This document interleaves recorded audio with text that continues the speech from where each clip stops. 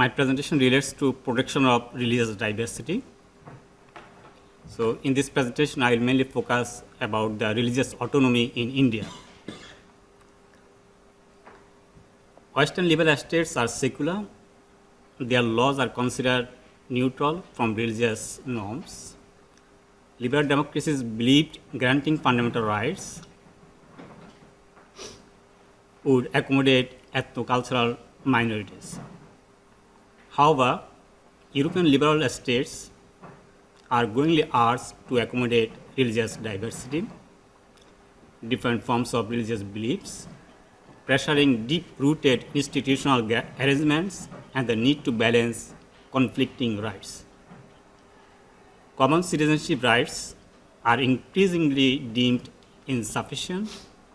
In certain circumstances, collective or group rights are essential. Although international human rights law ensures members of religious minorities can practice their religion alongside each other, and states avoid coercive assimilation or policies undermining cultural minorities. Tension exists between the collective autonomy or religious freedom of communities and that of individuals. Therefore, a balance is required between institutional religious autonomy and fundamental individual rights, such as freedom from discrimination. However, women, minors, and dissenters are vulnerable, even within their own religious groups. One way to address religious diversity is non-territorial autonomy, NTA.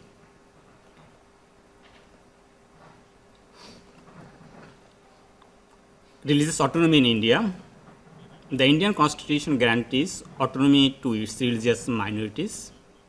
If you read Article 26 of the Constitution of India, it says that every religious denomination or any section thereof shall have the right to establish and maintain religious institutions and to manage their religious affairs.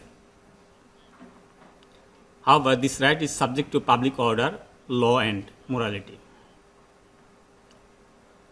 Article 26 also gave the right to denominations of religion to manage matters of religion. Article 30 guarantees all minorities, including religious minorities, to establish and administer religious institutions of their own choice. There was a debate in the Constituent Assembly in India about the managing religious affairs by religious communities. And one point is uniform personal laws. During the Constituent Assembly debate, the founding fathers Nehru, he held that group-based norms and practices such as separate electorates and reserved seats were responsible for the partition of subcontinents.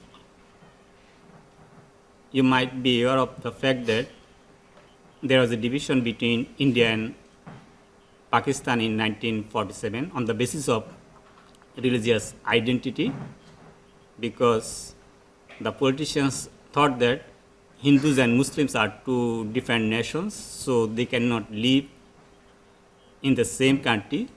Therefore, the country has been divided into two, and Muslims are predominantly live in Pakistan and Hindus are predominantly live in India. So Nehru was arguing that group-based norms and practices were responsible for the partition of the subcontinent.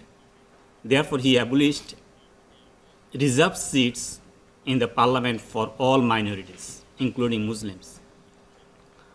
However, he allowed the Muslim community to preserve and practice their personal law.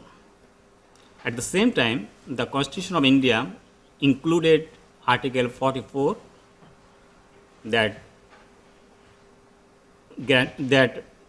speaks about uniform civil code for citizens. In India, religious minorities can follow their personal laws. That means Muslim can follow their Muslim family laws, in cases such as in marriage, divorce, and dower.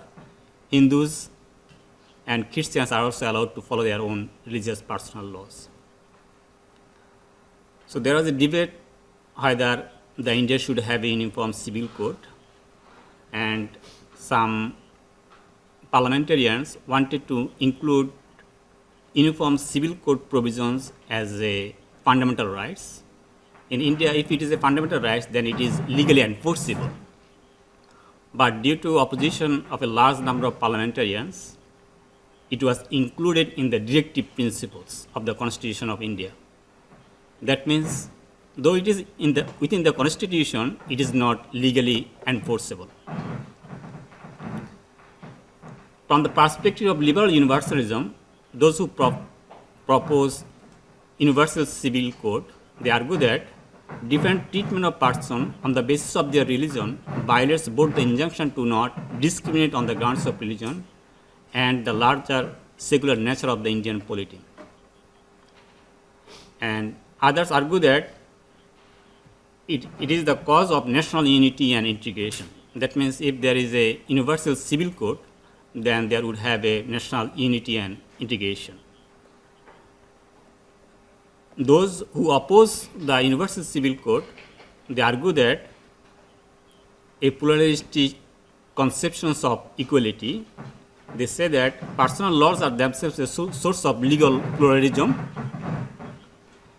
and as grounded in religious belief and practices. That means they wanted to give utmost respect to the religious norms and beliefs.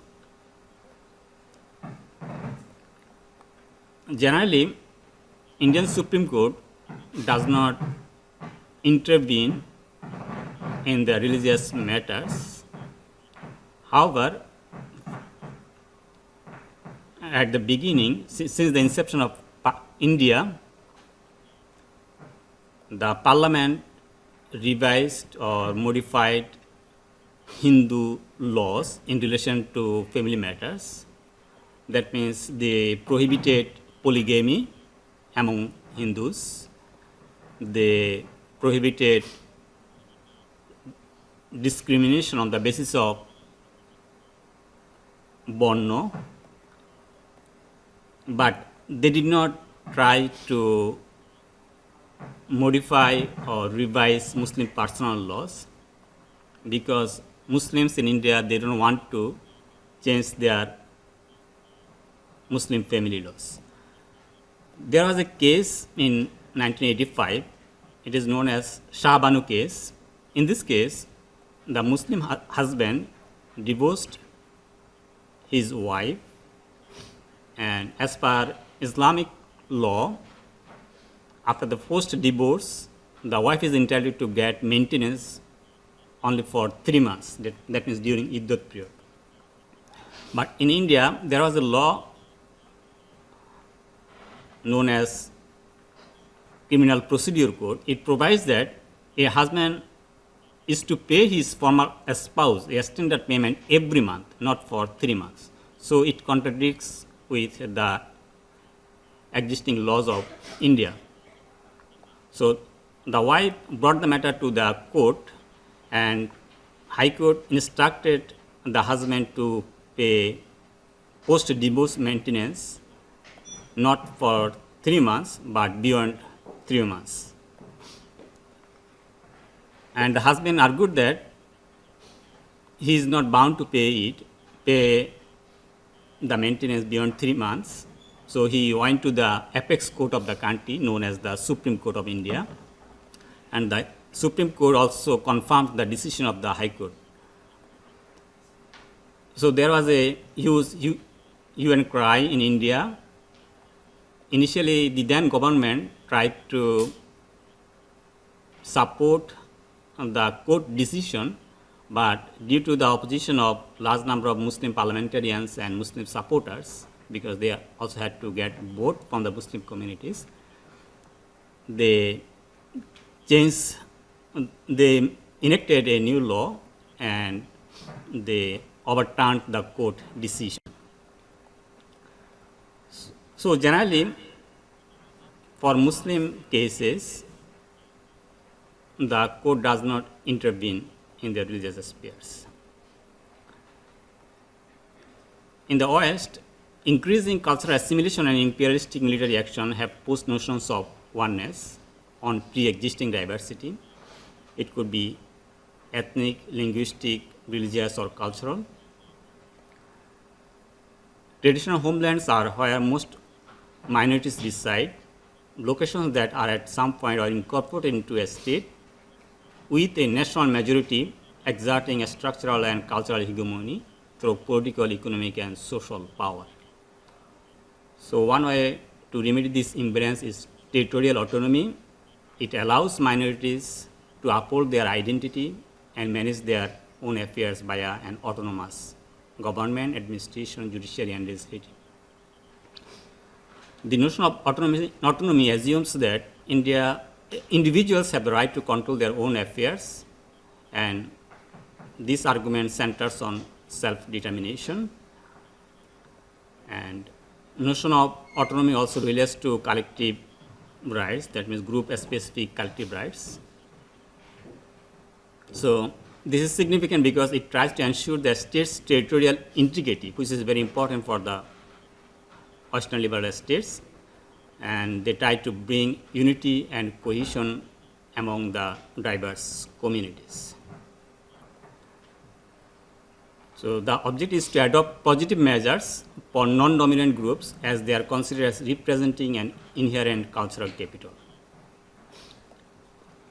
And non-territorial autonomy confers decision-making powers to a national group delineated on the basis of ethnicity, language, or cultural. It controls a few areas such as family law, marriage and divorce, and cultural issues such as education. Minorities concentrated in a particular areas will probably be dissatisfied with NTA. This is because the powers they seek with respect to policing, the economy, determining the dominant language and influx of other groups all require territorial control which supports key state functions. However, dispersed minorities reside in multiple states and share ethnic, linguistic, religious or cultural attributes. Therefore, territorial autonomy cannot protect and represent them, and it requires an alternative model, that means non-territorial autonomy. It promotes the democratization and participation of minority communities without disrupting territorial unity of nation states. And states can employ non-territorial autonomy to facilitate ethno-cultural diversity when reconcilable differences create divisions or diversity. It can strengthen social cohesion. So, Western liberal states could also follow the Indian model in relation to religious autonomy, because the government does not interfere in their personal matters, so they are free to follow their own laws, and it reduces tensions among the religious communities, and the government could also avoid conflict from the minority religious communities.